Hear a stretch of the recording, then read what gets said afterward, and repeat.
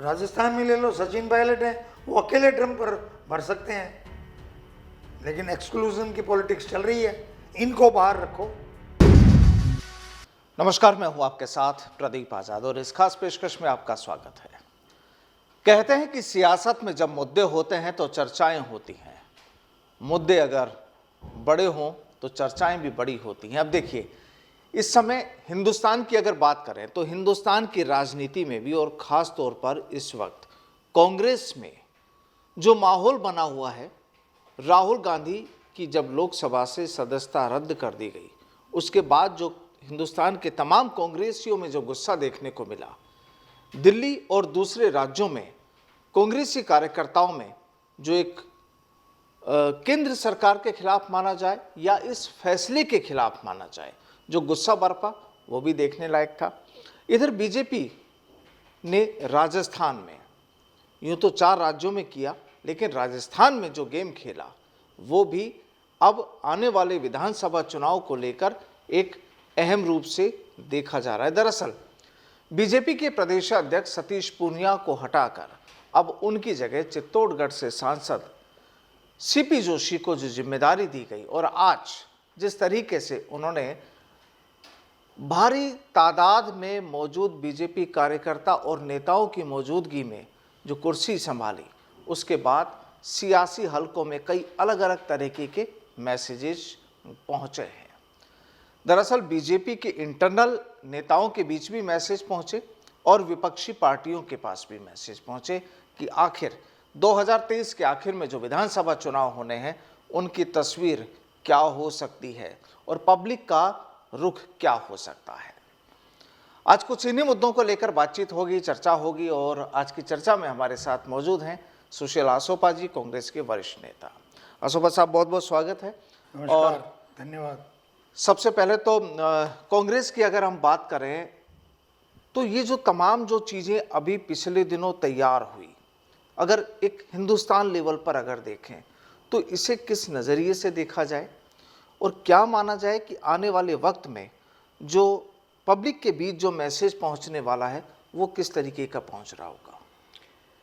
देखिए, अगर इसको थोड़ा इतिहास के परिप्रेक्ष्य में देखें जी, तो इमरजेंसी के बाद जब इमरजेंसी लिफ्ट की गई और चुनाव करवाए गए, तो आज के ज़माने का कम्युनिकेशन सिस्टम नहीं था। समाचार पत्र हुआ करते थे या रेडियो में एक फिक्स टाइम पे सुबह 8 बजे या रात को 8 बजे या 9 बजे रेडियो में न्यूज़ आती थी। उसी के बेसिस पे लोग अपनी धारणा बना लेते थे। गांव कस्बे में एक रेडियो होता था, उसी को सब सामूहिक रूप से सुनते थे, या कोई सुन के आता तो बता देता था, या अखबार भी एक 10-5 अखबार आते थे, है ना जी। उसके बावजूद एक धारणा डेवलप हो गई कि इमरजेंसी के पूरे माहौल को लेकर के, और साइलेंस थी लोगों में, लोग देख रहे थे क्या हो रहा है। जो दिल्ली का कांग्रेस की बात जो कह रहे थे, तो राहुल गांधी जी के साथ जो सदस्यता समाप्त करने का, और मैं लीगलिटी में बिना जाए जिस त्वरित गति से वहाँ की कोर्ट में जो ये मामला जिस तरीके से चला, उससे एक लोगों में ये धारणा निश्चित रूप से बनी है कि ये तो गलत हो गया। और मैं उसके 2 बड़े उदाहरण दूंगा आपको। बड़े उदाहरण इस रूप में कि आप आम गली में जाओगे, पूछोगे, इतना मैंने नहीं किया है, लेकिन टाइम्स ऑफ इंडिया में स्वामीनाथन अय्यर, जो जब से नरेंद्र मोदी जी की सरकार बनी है तब से वो नरेंद्र मोदी जी के लगभग 90% पॉलिसीज़ पे, इकोनॉमी पे, पॉलिटिक्स पे सकारात्मक लिखते आए हैं, और वो उनकी एक अलग तरीके की सोच है। उन्होंने कल लिखा है कि ये जो डिफेमेशन का जो सूट है या केस है जी, वो सिविल केस होने चाहिए, क्रिमिनल केस नहीं होने चाहिए।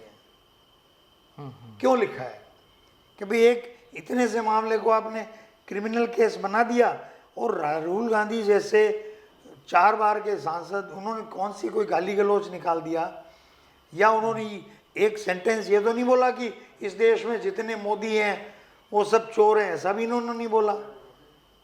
तो उसके बावजूद उसको आप इंटरप्रेट करके ऐसे कर दिया, तो फिर तो किसी पे भी क्रिमिनल केस हो जाएगा और किसी की भी संसद की अयोग्यता हो जाएगी। इसलिए स्वामीनाथन अय्यर ने लिखा कि ये केसेस सिविल होने चाहिए। क्योंकि संसद की सदस्यता क्रिमिनल ऑफेंस में 2 साल की सजा होने पर होती है ना। इंडियन एक्सप्रेस में एक तवलीन सिंह है, पत्रकार हैं, बहुत पुरानी और एजेड है, लगभग 70 साल उम्र है उनके, वर्षों से लिखती हैं और वो कूट कूट करके, मैं नहीं कहता हूँ, मैं कोई गांधी परिवार के वंशवाद को उस रूप में नहीं देखता जिस रूप में भाजपा या तवलीन सिंह जैसे पत्रकार देखते हैं, मेरा नज़रिया दूसरा है। लेकिन तवलीन सिंह कहती है कि घोर आलोचना करती थी, अभी भी करती हैं, सोनिया जी की, प्रियंका जी की, राहुल जी की गलतियों की 100 बातें लिखती है। लेकिन कल उन्होंने लंबा आर्टिकल लिखा, दिस इज टू मच, ये बहुत ज़्यादा है।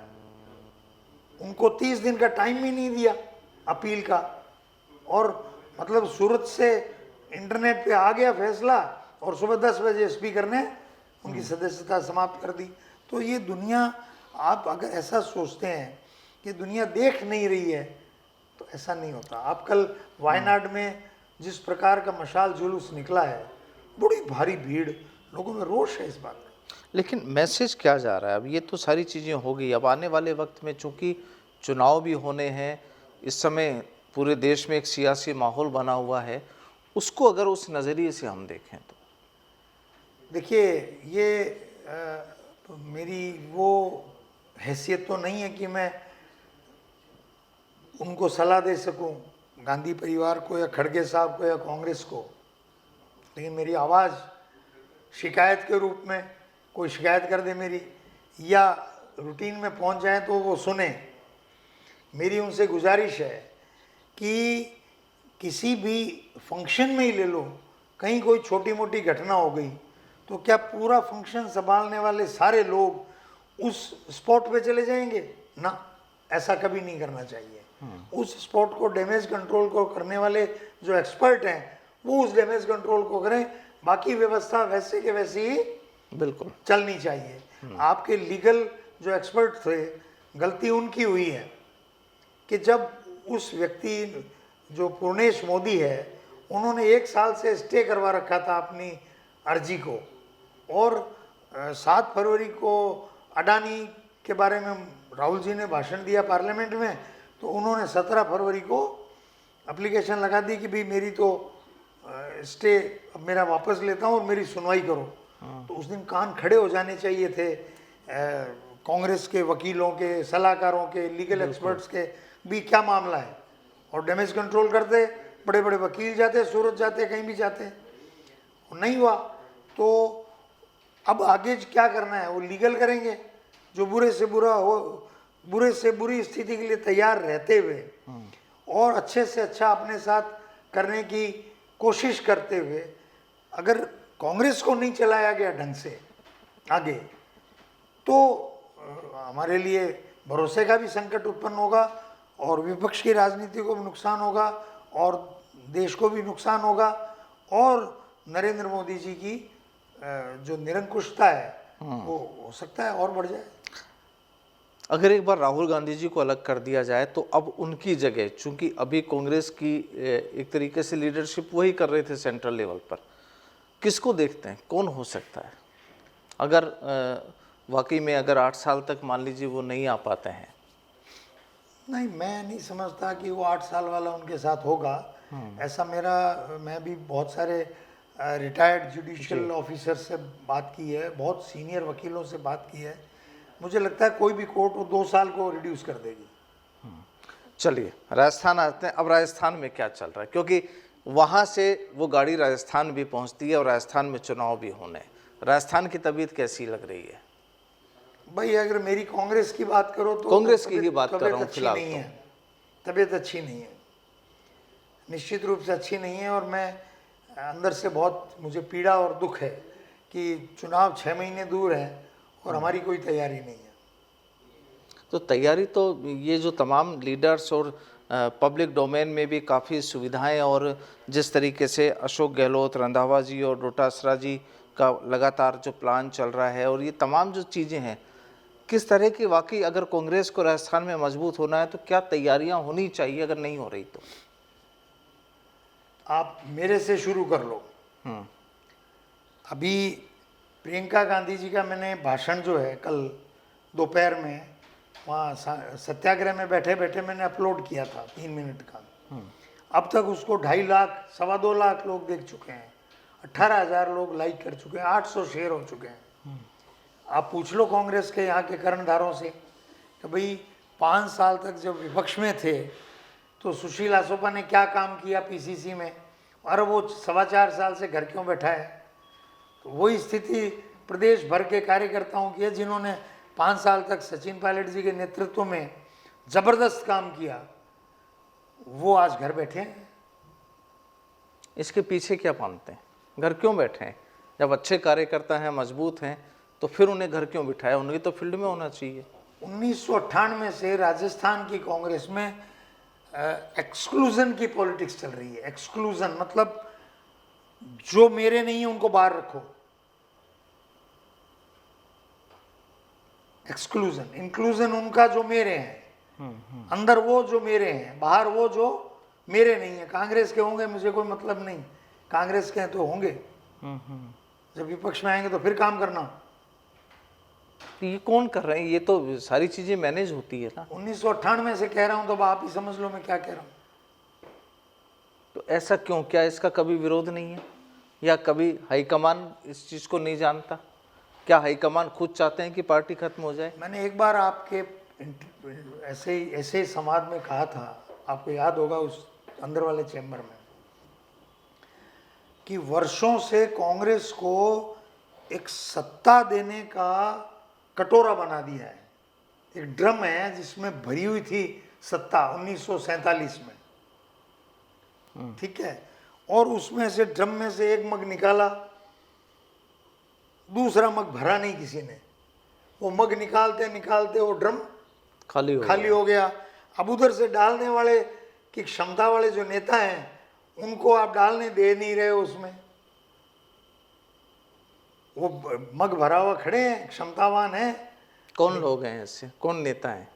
राजस्थान में ले लो, सचिन पायलट है, वो अकेले ड्रम पर भर सकते हैं। लेकिन एक्सक्लूजन की पॉलिटिक्स चल रही है, इनको बाहर रखो।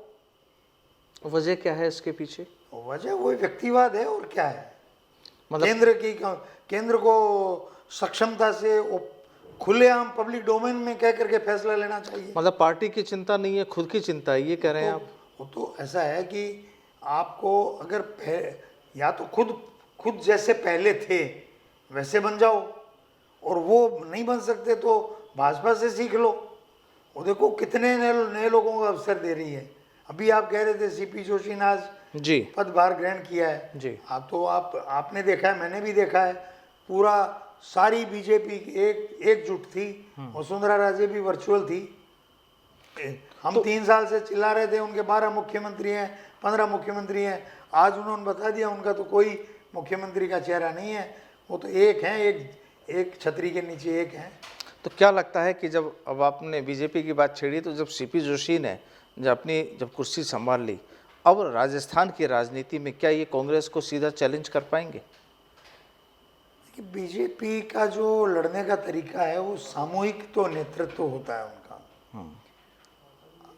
आप मोदी शाह का कहो, लेकिन वो भी किसी न किसी तरीके से सलाहों पे काम करते ही होंगे।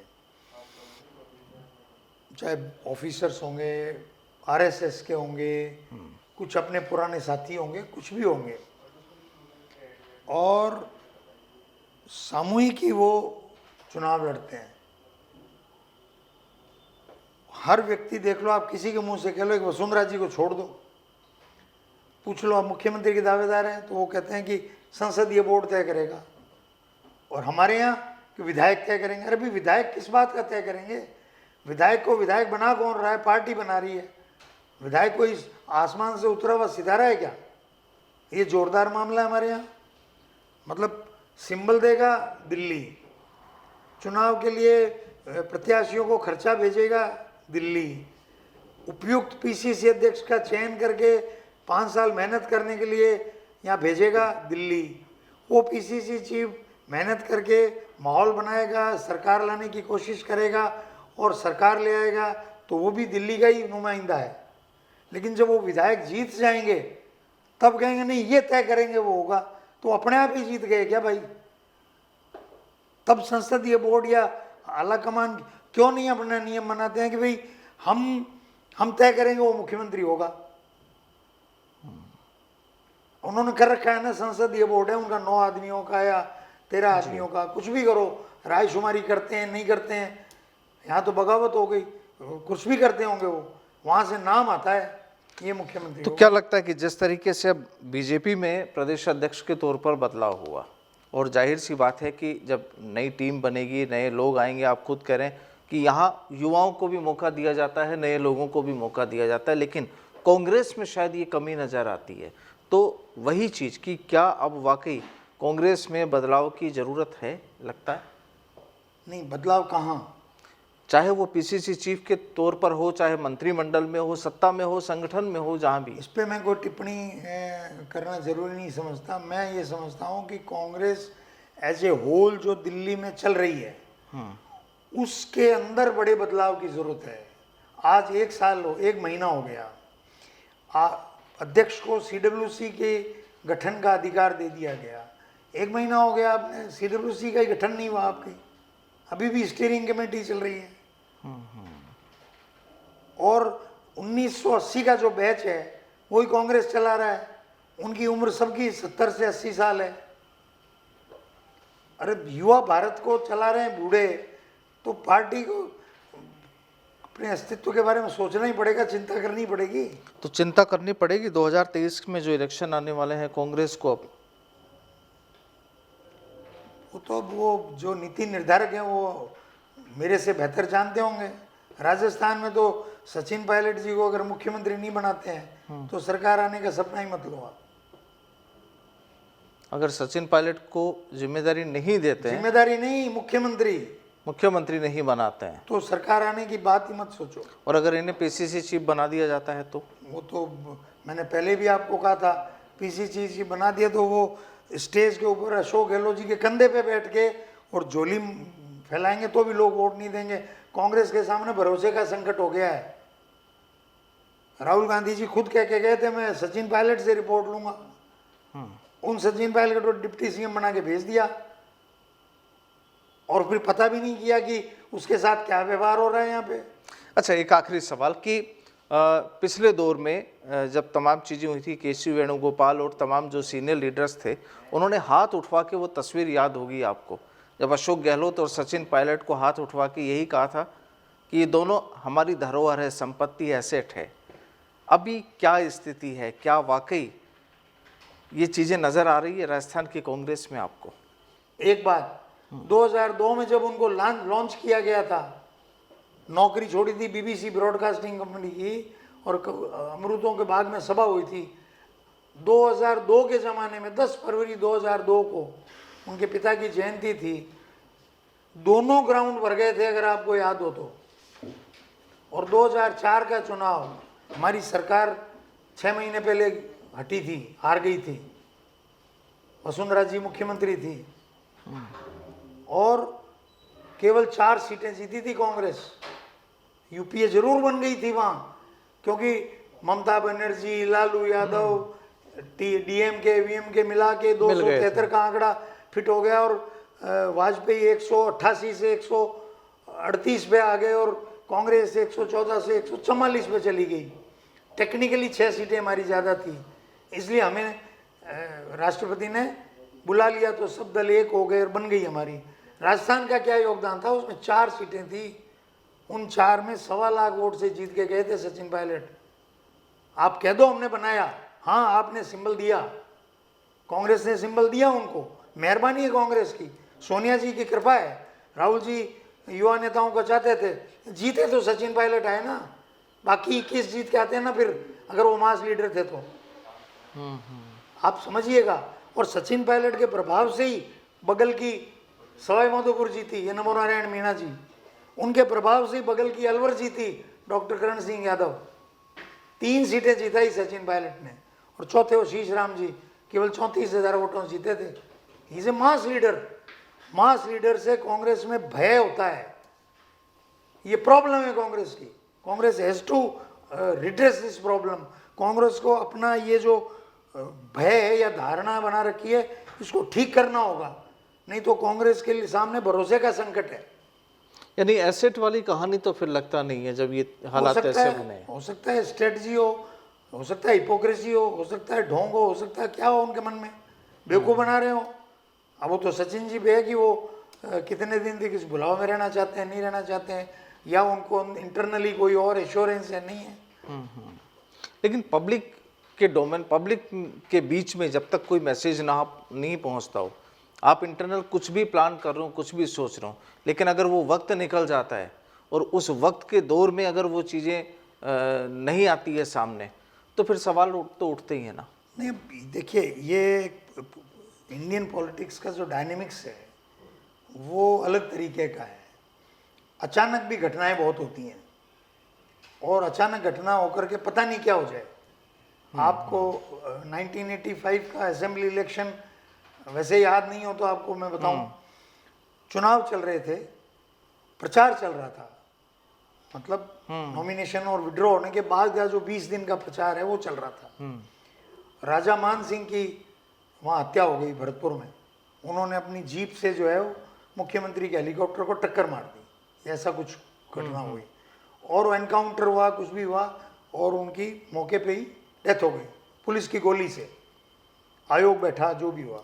शिवचरण माथुर जी के ऊपर एक ब्लॉट हो गया कि भाई बहुत बड़ा प्रदेश के अंदर।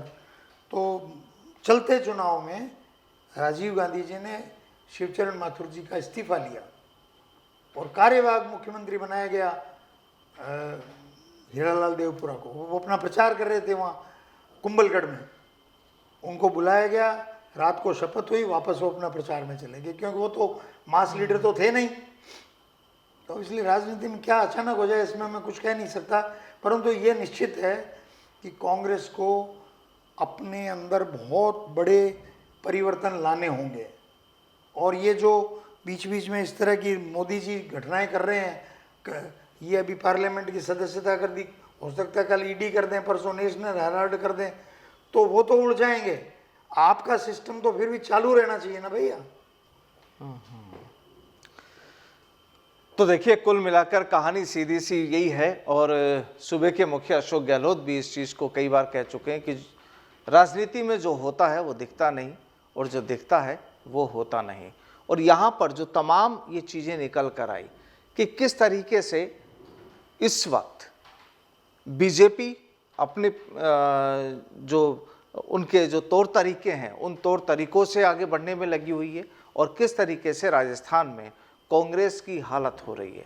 और कांग्रेस को, बकौल आसोपा जी, कि कांग्रेस को वाकई अगर मजबूत करना है तो जब तक आप सचिन पायलट को मुख्यमंत्री की जिम्मेदारी नहीं देते हैं तब तक कुछ नहीं। और अगर ऐसा नहीं होता है तो राजस्थान में फिर कांग्रेस की कहानी कैसी होगी, तस्वीर कैसी होगी, इसका अंदाज़ा लगाया जा सकता है। लेकिन कुल मिलाकर अब जो 7-8 महीने का वक्त बाकी है और इस 7-8 महीने में, क्योंकि यहाँ पर कांग्रेस के कई वरिष्ठ नेता इस बात को दोहरा चुके हैं कि अशोक गहलोत और सचिन पायलट दोनों पार्टी के लिए असेट है, लेकिन जिस तरीके का जो माहौल राजस्थान में नज़र आ रहा है, क्या वाकई सवाल उठता है कि यहाँ पर वही वाक्य, वही बात, वही दावा क्या यहाँ पर सत्यता जाहिर करता है, सत्य है, उतरता है धरातल पर? ये तमाम सवाल हैं जो अभी राजस्थान में और ख़ासकर कांग्रेस में उठ रहे हैं। बहरहाल आसोपा जी, बहुत बहुत शुक्रिया हमसे बातचीत के लिए। नमस्कार। धन्यवाद।